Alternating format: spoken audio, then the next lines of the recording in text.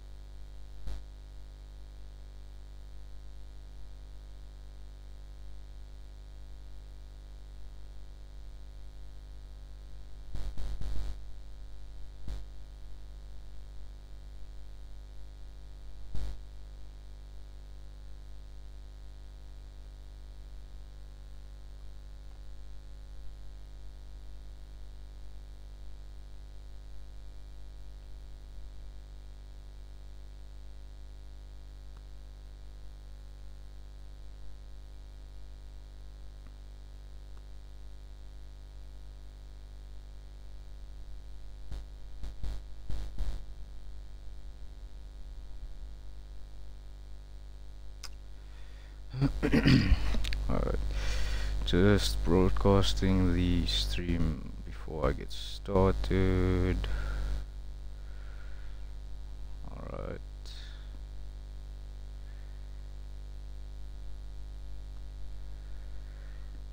Okay. I'm about to get started right now.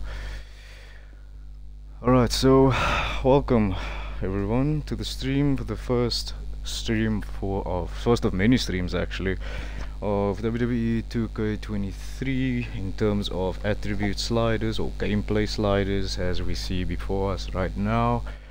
Happy launch week to everyone that got early access to the game and all that good stuff. Alright, I'm not gonna waste any of your time. I'm gonna try and keep this short and sweet. Okay, so first things first, this game is amazing. Alright, this is by far arguably the best WWE game that has ever existed in the 2K era, in my opinion, in terms of gameplay and AI logic. So we obviously understand that we have these gameplay sliders, etc., to, you know, toggle how we wish for the game to be played, etc. So I'm still testing these balancing sliders out. Alright, so don't copy down, again, do not copy down what I have. I'm just showing you that I'm still in the process of tweaking these. So what I want to bring to your attention is this advanced tab. Now this is a new feature in 2K23 that was not added into 2K22.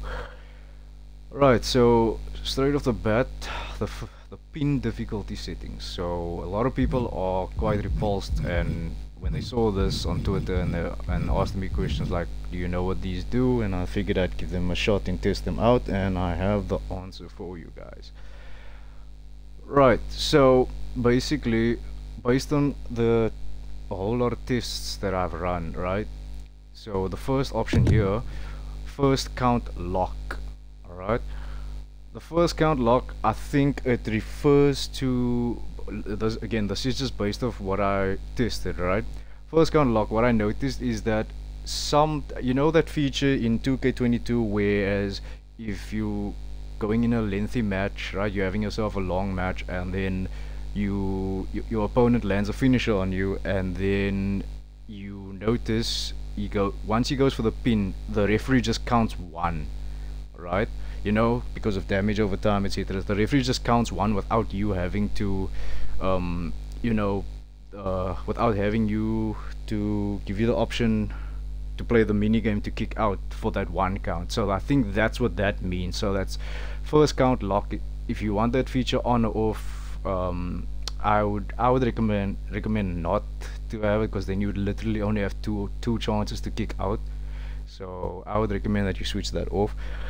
But it's totally up to you. If you want a more challenging approach to the game from the AI side, then be my guest. Right. Human additional finisher pin value. Right, so basically what I gathered from these three right here, right, we're gonna stick to the finishers for now. So basically what I noticed is, I think this additional finisher pin value, it gives you 25. I'm gonna break it down in percentages, right? So as you see here, I've got mine set on 25% out of 100. I'll break it down in percentages in my book. So if you land your finisher for the first time, you will get 25% pin value, which means you will have an advantage over your opponent, so it'll become tougher on your opponent. If that makes sense. So it will become tougher on your opponent to kick out from this, following up the first finisher. That's basically what I experienced. That's what I'm testing out. That's currently where I'm at with these settings. And then we go down to finisher history, human finisher history pin value, right? So when they say finisher history, clearly and also it shows here 3+ finisher history. So that means obviously this is the amount of pin value you're going to gain over your opponent once you successfully hit your first finisher. You're gonna get, in my case here, I will get 25% advantage when I go for the pinfall after landing my first finisher. Then for the second finisher, right, finisher history pin value, it will this is how you determine the difficulty and the challenge per se. So after the second finisher, I would say in this case I pushed it up to 50%, because theoretically or realistically, if you keep taking finishes and damage, you're gonna take heavy damage, right? The more finishes you take, the more damage. So I broke it up in sets of 25. So it's 25 plus 25 is 50, plus an extra 25 is 75. So if I were to be pinned after taking 3 finishes, then the chances of me the chances of my opponent winning the match is about 75%, if that makes sense, which means I will have a 25% advantage compared to his 75% of kicking out, for the difficulty of the pinfall minigame. Same applies here for the signatures, right? Keeping in mind this is for the human tab, right? So if you are going to play alongside offline with a friend, then this human tab will apply to you, but I prefer to set everything for the human side of things as per for the AI side of things. Alright, so same thing happens here with the signature. So basically I noticed that in 2K22, right, some superstars will execute their signature, and the signature will be so strong to the point where it ends a match. And a lot of the community has been having some issues with that, because I mean, it's like the signature is kind of the build up to the actual finisher in general if you watch WWE. So imagine John Cena doing the 5-knuckle shuffle and the match ends just like that without the attitude adjustment. It's anticlimactic. So I would say, in this case, for signatures now, right, I want to turn down the pin value to 10%. Alright, so that obviously the AI, or the human in this case, will have basically a 90% chance of kicking out, since I only have 10% set here. Alright, so I will only get 10% gain in terms of the pinfall minigame. And same applies here for the signature history. So the more signatures my opponent takes, the better my chances of getting the amount of percentage over them. I hope I'm making sense for you guys. Right, so, and obviously for this one, if you eat 3 finishes or more, I'm assuming, then you will this will increase your chances of winning off a signature, basically.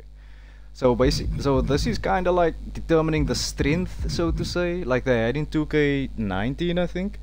I think in 2K19 they had that special and finisher strength type of thing. So think of these options here as that type of feature that's been added into the game.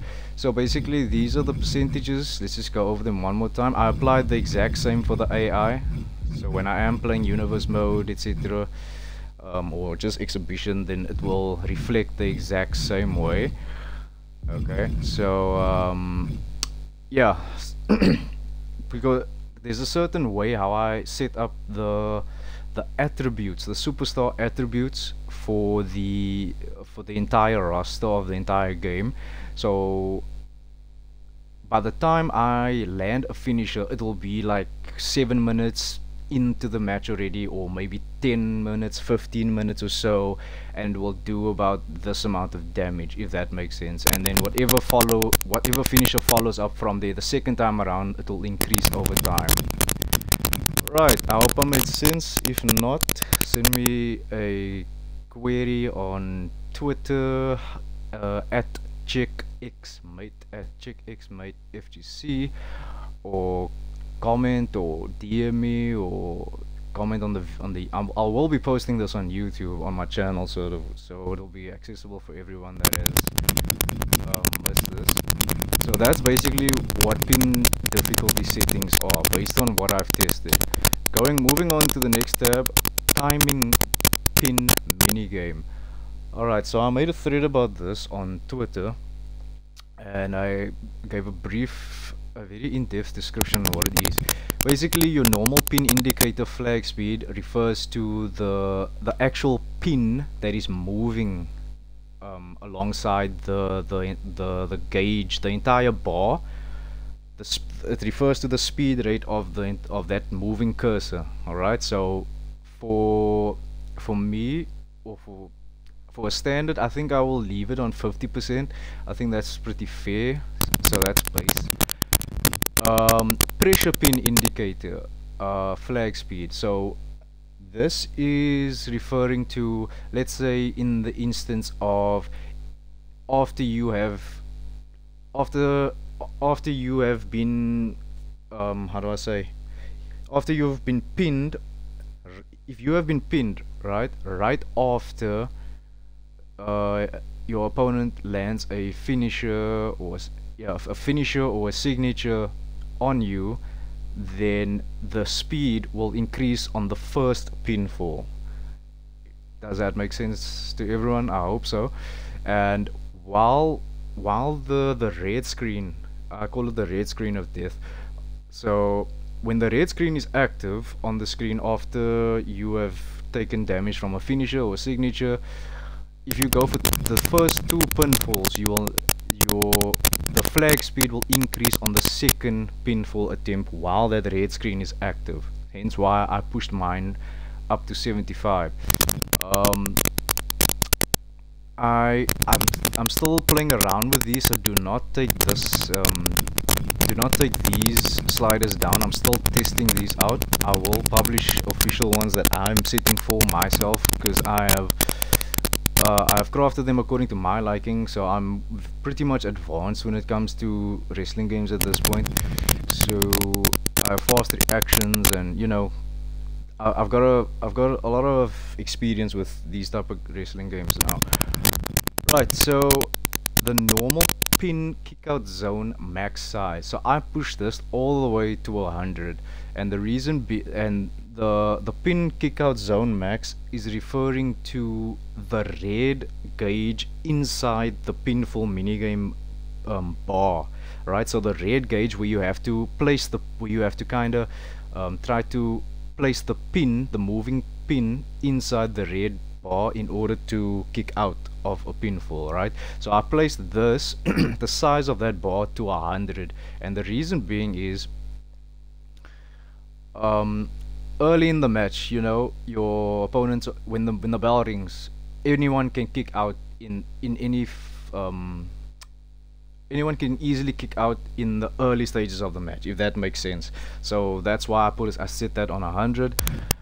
And then what I did here is after I've received a finisher or signature or whatever the case, right, the bar, the red bar, the kickout zone will decrease by 25%, okay, which is why I got 75 here. So I got 100 there.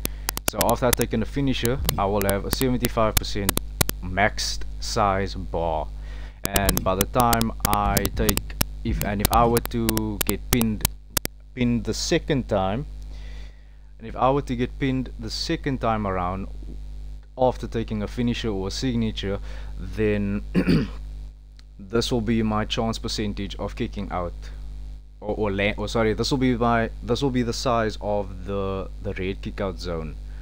Alright, keeping in mind that this kickout zone will decrease overall as you take damage throughout the match. Alright, so it will by default it will downsize by itself the more damage you take and the lengthier the match continues. Right, moving on to normal pin kickout zone minimum size. Alright, so this is referring to oh, how's it going, TJ? Alright, so I see I got TJ in the chat on Twitch. Okay, so as I was saying, so the kickout zone minimum size.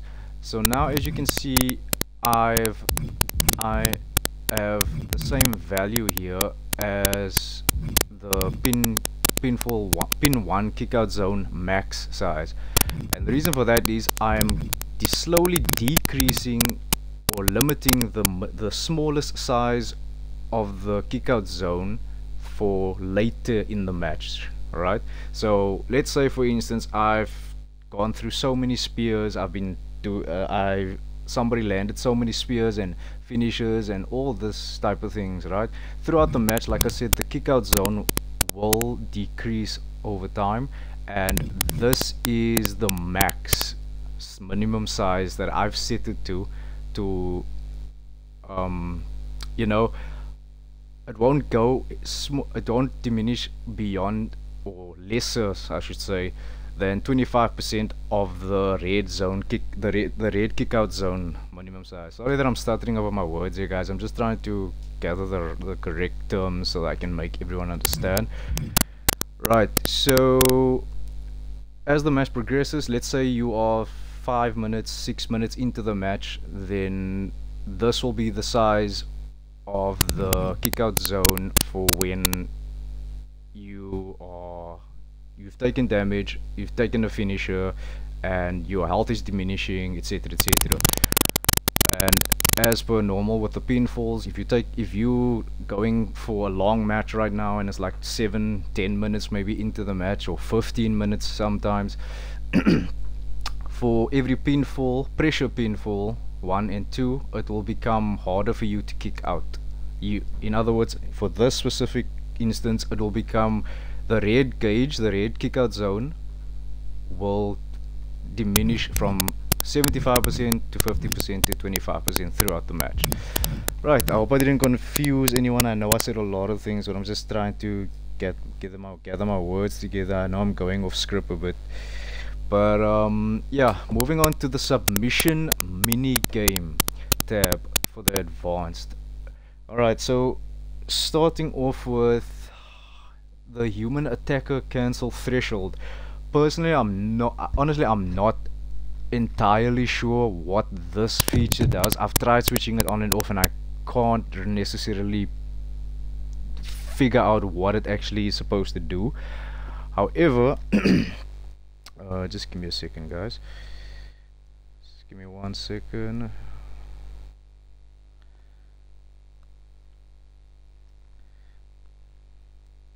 I'm just checking the chat and the Twitch stream if everything sounds perfect.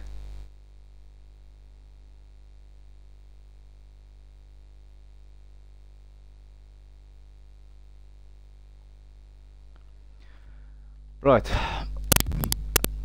Alright, so this is for the humans tab. As I explained before, whatever I apply to the humans tab, I apply to the AI, because I want a balance between the two, whether you are fighting somebody offline with your buddies or your mates or whatever, or you're playing against the AI.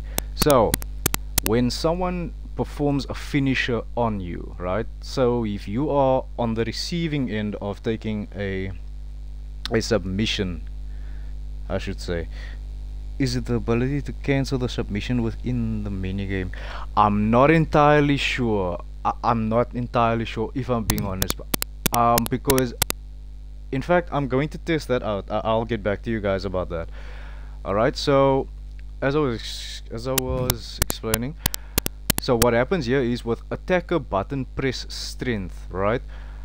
If you are the attacker, right, if you are performing a submission onto someone, I think in a general sense it would be ideal for you to have the upper hand in a real fight, right? If you're holding someone down in a submission, you have the upper hand, and it's up to the defender to find a way out.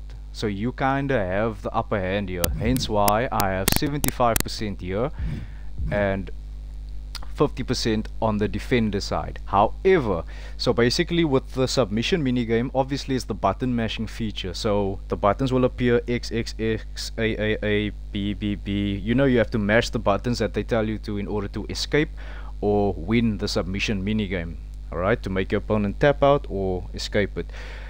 So basically, if you as the attacker, if you press the wrong button, your 75% strength will kind of fall back, so you will get a 75% boost as the defender. So it will kind of give the defender a penalty, like a boost, so to say, to get out of the submission, if that makes sense.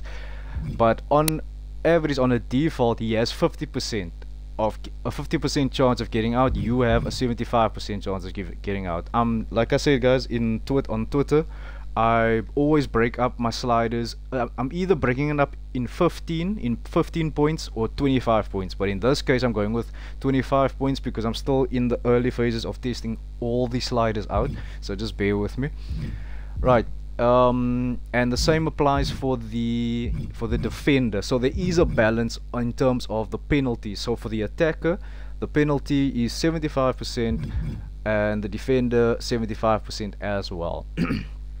Alright, so if the defender is pressing the wrong button or mistiming the wrong button, 75% of the advantage will go towards the attacker.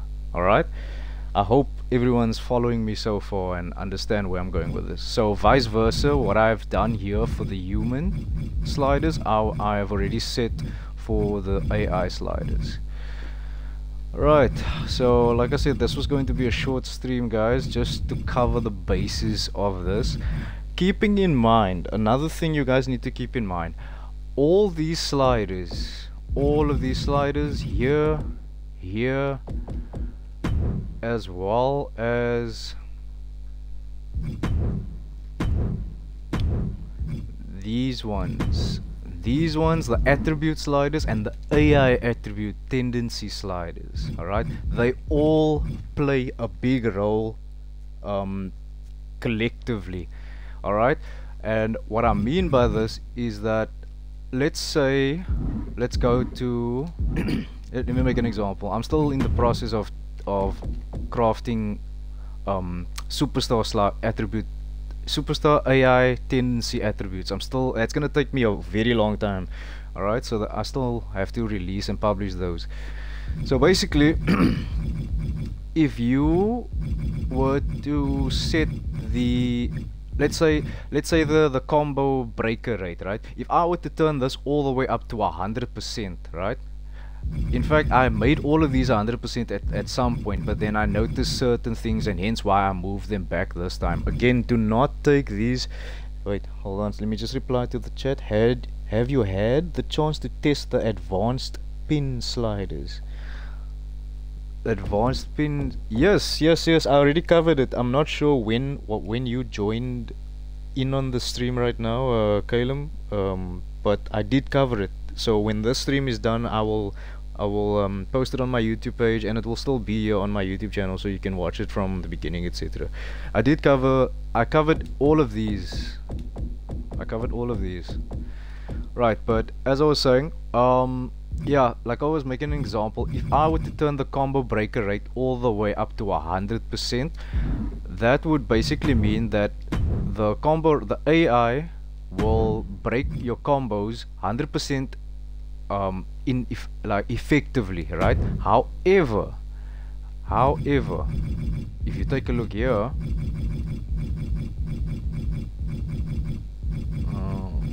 combo selection, instant recovery, let me just see, blocking tendencies, where is that feature? Combo selection away. I'm pretty sure there was a feature here somewhere. Okay, maybe this is a bad example. Let me just see. Did I make a wrong example here? Where is this thing? Here we go. Okay, perfect. Here's a better example. So let's say, for instance, let's say I turn this all the way up like I did right here, right? Which means the AI is going to dodge 100% of the time, etc, etc. However, individually, per superstar, AI tendencies, as you can see here on the dodging tendencies for AJ Styles, his is set to 47% out of 100. All right, I'm always gonna label it as percentages. So basically, let me just make that a full round off because my OCD is gonna kill me. But anyway, so basically 50% of the time you're going to see AJ Styles doing dodge mechanics and blocking, etc. Because I'm sure these two are in the gameplay settings. So out of a full 100% of the time, AJ Styles is going to only dodge 50% of the time. So each superstar has their own individual sliders. However, let's say for instance, so what I noticed is that with Rhea Ripley, I tested her out as well. Let me just go to Rhea Ripley quickly.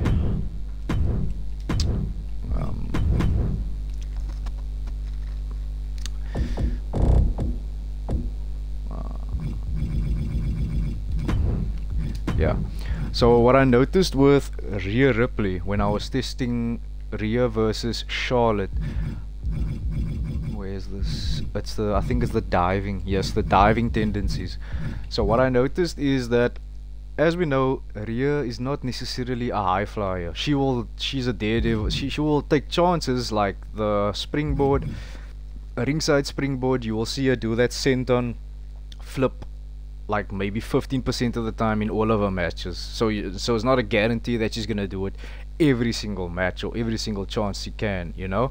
So there is a dive, or a, I'm not sure if it's dive or if it's springboard, whatever the case, slider in the gameplay settings, right?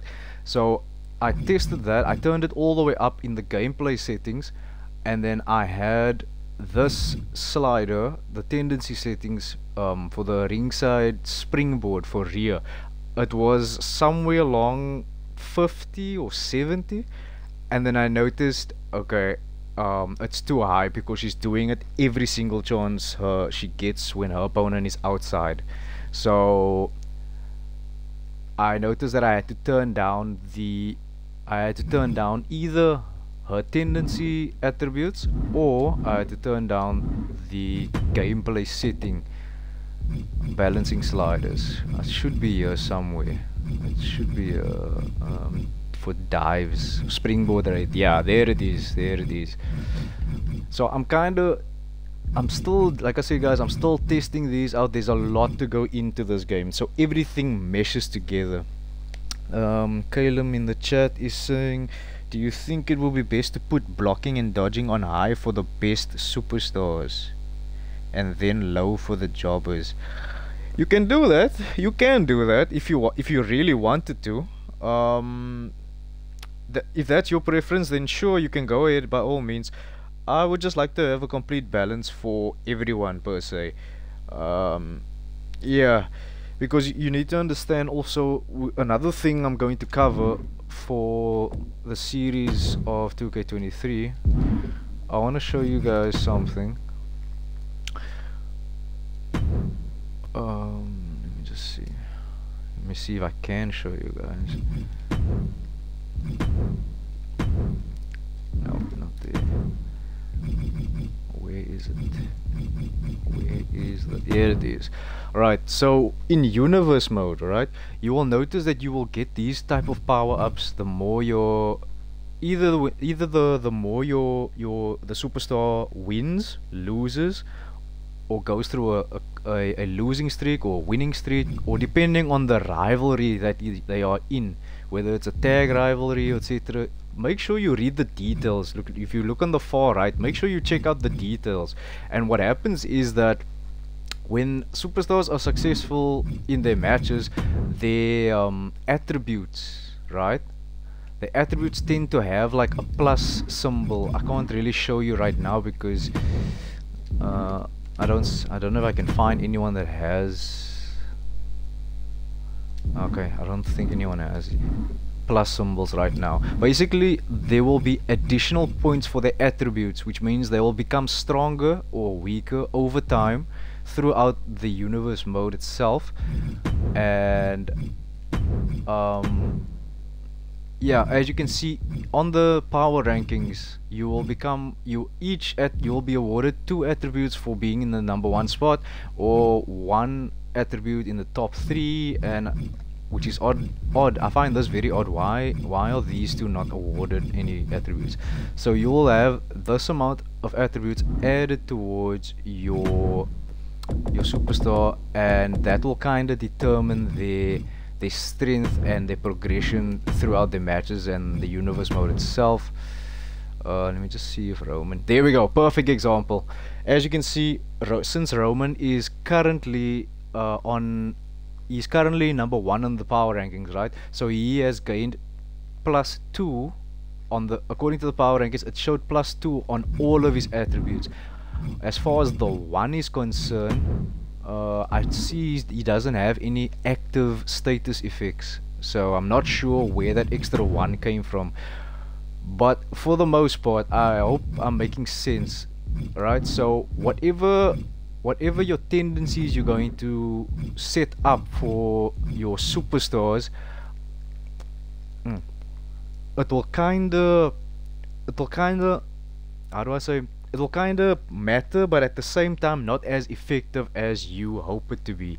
So let's say, for instance, if I were to take Robert Roode, right, and I pushed his, oh no, oh, okay, I thought the game was glitching for a second. Just give me, hold on. So if I pushed his arm power all the way up to 90, alright, just for argument's sake, and his attribute, okay, I see they don't have the AI attribute tendency sliders in universe mode. So if I push this all the way up to 90, right, and if I head over to the AI tendencies and I turn it down to, let's say, half that, which is like 45, right, in the AI tendencies tab, the chances of him utilizing his arm power, which is like the strikes and, you know, those type of things with the arms, anything that consists of arm power, the chances of him actually doing it regardless of the arm power, because in 2K22, the more you increase the attributes of your superstars, the more you will see that attribute or that body part being, or that specialty or grab or run or leg power utilized. However, in this game they separated the two, so now you can be maxed out on your arm power but you won't see it as often because of the AI tendencies. If you are, if you're having AI versus AI matches, etc., etc. So yeah, what I'm trying to say is you can have a jobber, right? A jobber can be all the way up here, but the tendencies will kinda determine how often he's going to use the arm power, and vice versa. So there's a lot of things that go into there's a lot of factors that goes into the AI this year. Don't worry about this. I was just testing things here. However, this is my Twitch. This will be my Twitch universe stream. I'm still busy setting up the matches and etc, etc. But yeah, like I said, guys, this is gonna. I tried to keep this very short. It's been 35 minutes, but yeah. So basically, that's all that I have to share with you guys today. So stay tuned to my channel, please. Like, subscribe, comment, yeah, follow on Twitch, YouTube, and my Twitter handle at ChecXmate FGC, or check, and just remember to keep the ChecXmate as according to the top right. If you look at the top right of the display right now on the menu, top right, ChecXmate FGC. Just search me up on Twitter or YouTube, or yeah, Twitter, YouTube, and Twitch, etc., etc. Peace, love. I'm out, guys. Take care.